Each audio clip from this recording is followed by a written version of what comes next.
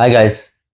सो ये वीडियो जो है इम्पोर्टेंट उन लोगों के लिए है कि जो कि गाड़ी बाय करना चाहते हैं, जो कि नए आए हैं यहाँ पर, और अगर नए नहीं भी आए हुए और पुराने भी हैं तो उनके लिए ये इन्फॉर्मेशन बहुत ज़रूरी है समझना कि जब आप गाड़ी खरीद रहे हो तो किन चीज़ों का ख्याल करना चाहिए, कौन सी गाड़ी खरीदना बेहतर है।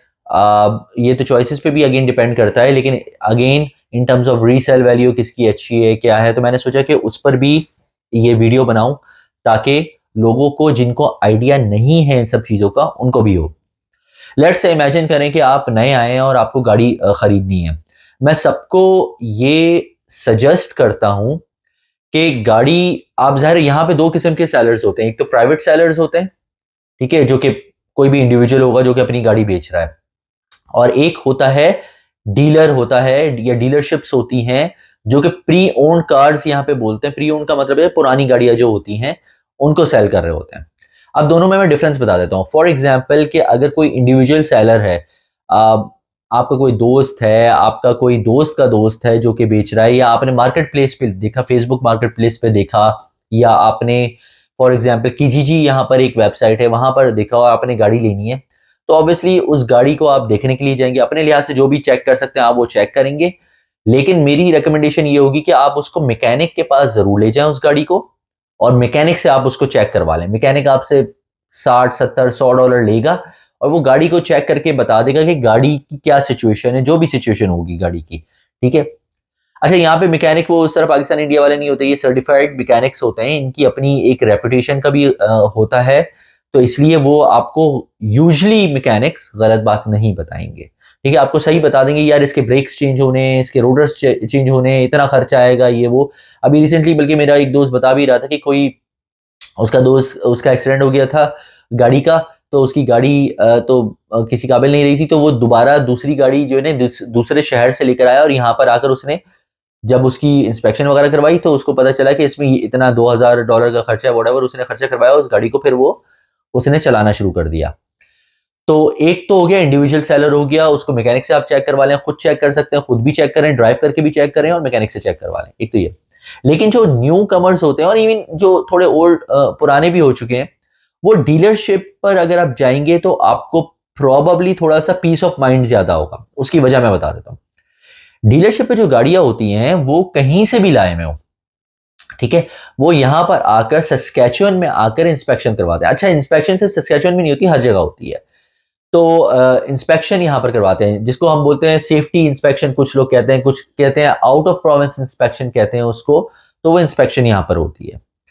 अच्छा, उस इंस्पेक्शन में क्या होता है, वो गाड़ी की एक एक चीज चेक करते हैं, गाड़ी की हेल्थ चेक करते हैं, ठीक है, कि गाड़ी का मतलब गाड़ी की बॉडी वाइज, फॉर एग्जांपल गाड़ी कहीं लगी हुई तो नहीं है, कोई एक्सीडेंटल तो नहीं है गाड़ी में। अगर एक्सीडेंटल है तो उसको फिक्स करवाना जरूरी होता है इंस्पेक्शन पास होने से पहले।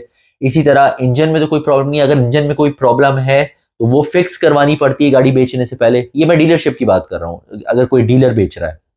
इसी तरह अगर उसके ब्रेक्स इस काबिल नहीं है कि वो रोड पर आ सके गाड़ी, या अगर उसके वाइपर्स अच्छे नहीं है, अगर गाड़ी का कुछ और जो जो प्रॉब्लम है गाड़ी में, वो सब फिक्स करवानी पड़ती है मैकेनिकली भी और बॉडी वाइज भी, बिफोर वो गाड़ी रोड पर आए, सस्कैचुअन की रोड पर आए, ठीक है।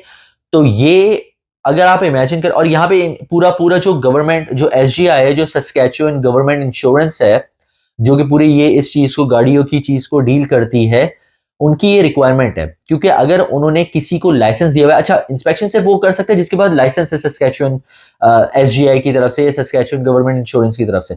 अगर उस मैकेनिक के पास लाइसेंस नहीं है तो उसके पास आप ना जाएं और वो इंस्पेक्शन कर भी नहीं सकता।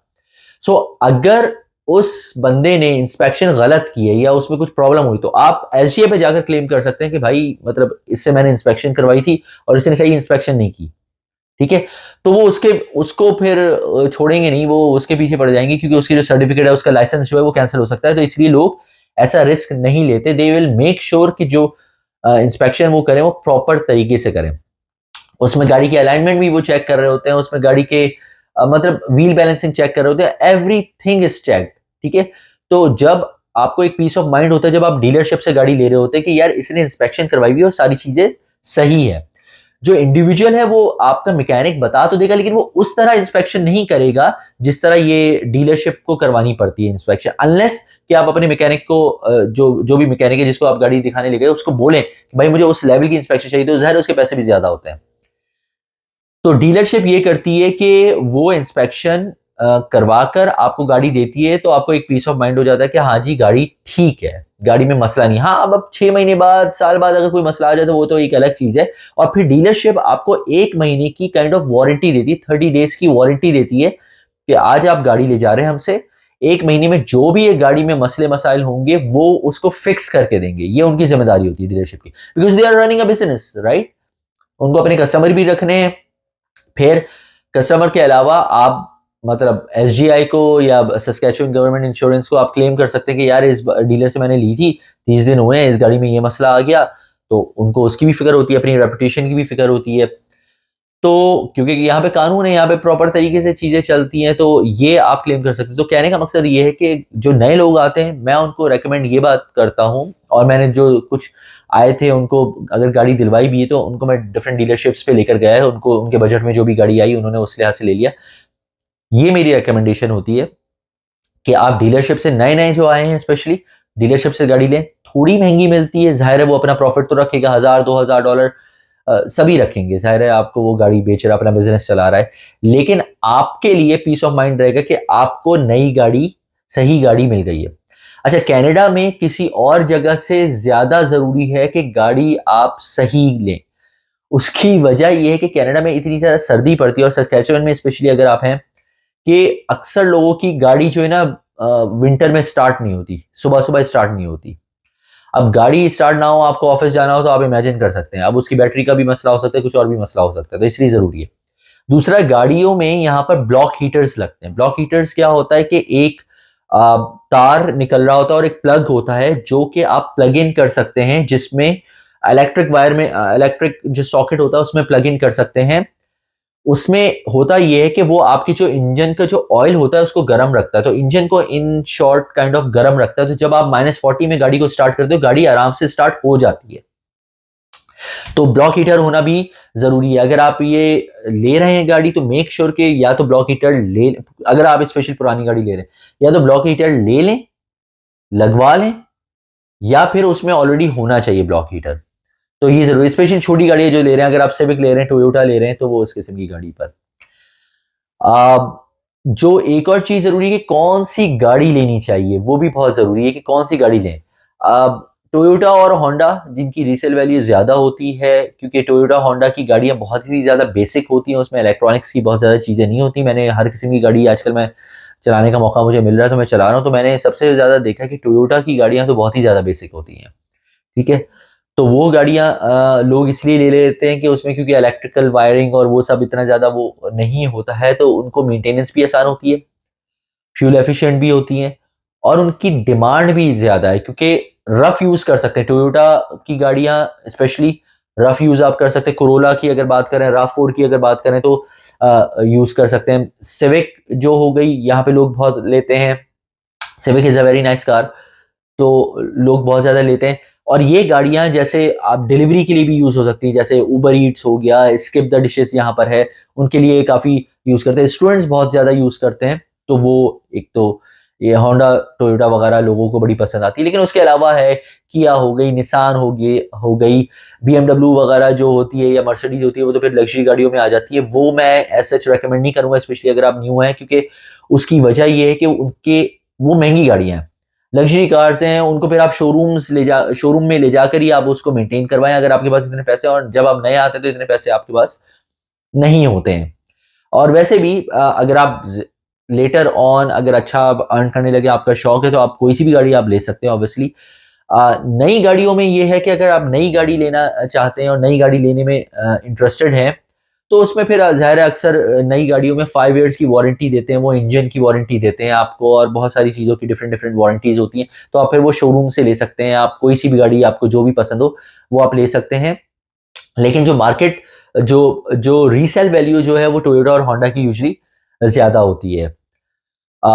एक और किस्म की गाड़ियां जो यहाँ पर होती है वो है रीबिल्ड गाड़ियां। रीबिल्ड गाड़ियां क्या होती हैं? रीबिल्ड गाड़ियां ये होती हैं कि लेट से उस गाड़ी का कोई एक्सीडेंट हो गया और आपने क्लेम किया, लेट से गाड़ी का बम्पर आगे से लग गया, उसका क्लेम किया, तो और आप जिस गाड़ी का एक्सीडेंट हुआ वो पुरानी है गाड़ी, उसका बम्पर ही लेट से $4,000 का आता है और गाड़ी की कुल मार्केट वैल्यू जो है ना वो लेट से $6,000 है।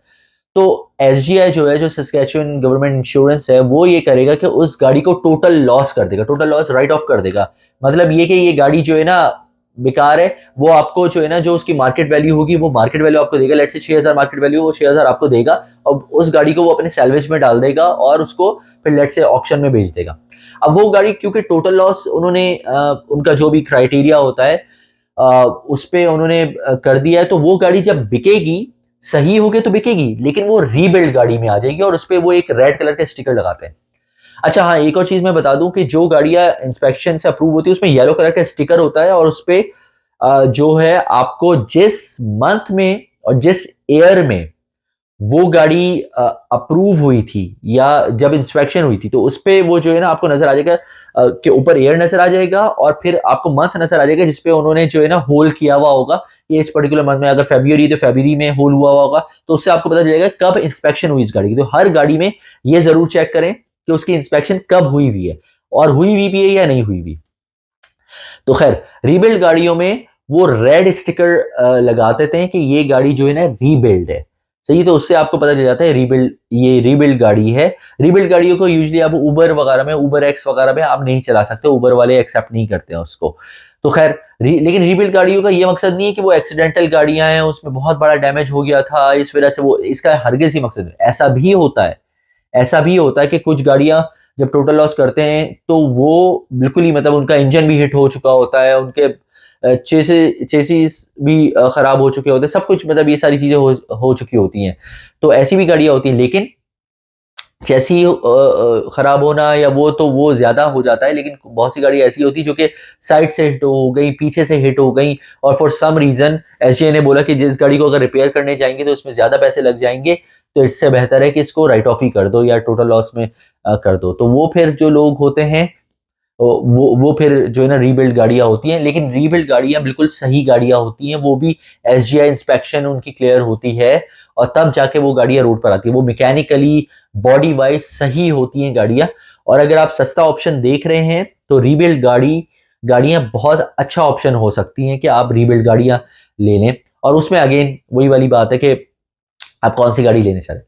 तीसरी चीज जो कि इंपॉर्टेंट है, जो कि मैंने नोटिस किया है यहाँ पर, टोयोटा होंडा आपको रीसेल वैल्यू तो है उसकी, लेकिन बहुत ज्यादा चली हुई मिलेंगी। आप लेट से 10,000 के बजट में अगर आप गाड़ी देख रहे हैं टोयोटा होंडा, तो आपको 2 लाख से ऊपर एटलीस्ट चली हुई मिलेगी, 2.5 लाख चली हुई मिलेगी। कैमरी आप देख लें, आप टोयोटा कोरोला देख लें, आप राफोर्ड देख लें, ये सारी महंगी अगर 10,000 के अंदर, पहली बात है मिल जाए आपको, अगर कोई मिल गई तो उसमें कोई ना कोई जरूर मसला होगा। तो अगर आप मसला इन द सेंस कि वो या तो ज्यादा चली हुई होगी या हेल डैमेज की गाड़ियां भी होती हैं यहाँ पर, मतलब हेल लगी हुई होगी उसमें, पूरा वो डेंट्स लगे हुए होंगे, इस किस्म की होती है। टोयोटा होंडा में जो है ना ये एक थोड़ा सा इशू आता है कि वो गाड़ियां बहुत ज्यादा चली हुई होती हैं।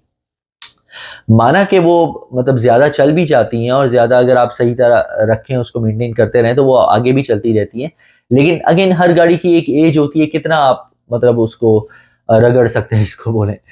तो इसी इसी वजह से लोग जो है ना दूसरे ऑप्शंस पे चले जाते हैं, क्योंकि दूसरी जो मैंने ये नोटिस किया है कि जो दूसरी जो ब्रांड्स होती हैं, किया हो गई, मित्सुबिशी हो गई, निसान हो गई, वो आपको ऑप्शन ज्यादा देंगे। ठीक है, अमेरिकन गाड़ियां फोर्ड हो गई और ये शेवी हो गई, जीएम हो गई, ये सब आपको ऑप्शन बहुत ज्यादा देते हैं। लेकिन अमेरिकन गाड़ियों का ऐसा है कि अमेरिकन गाड़ियों की रिक्वायरमेंट फिर अलग होती है, उनमें इलेक्ट्रॉनिक सिस्टम इतने ज्यादा होते हैं कि वो हर मैकेनिक सही कर नहीं सकता। तो लोग अक्सर जो है ना डीलरशिप्स वगैरह से, जो यहाँ पर फोर्ड की डीलरशिप हो गई, शेवी की डीलरशिप हो गई, उनसे मेंटेन करवाते हैं। जापानीज कार का ऐसा कि वो फिर भी थोड़ी रफ एंड टफ होती है, थोड़ी हल्की होती है लेकिन थोड़ी सी रफ एंड टफ होती है। तो वो मैकेनिक्स थोड़ा, नॉर्मल मैकेनिक भी थोड़ा उनको समझ जाते हैं और थोड़ा सा वो उनको ईजी होता है थोड़ा सा उसको डील करना। तो ये डिटेल वीडियो थोड़ी लंबी भी हो गई, लेकिन इसका मकसद ये है सिर्फ कि आप ये समझ सकें कि आपने जब गाड़ी लेनी है तो कौन सी लेनी है, कैसी लेनी है, क्या क्या चीजों को नोट करते हुए गाड़ी लेनी है। I hope you like this video. Share करें, सब्सक्राइब करें ताकि दूसरों की भी हेल्प हो जाए। Thank you.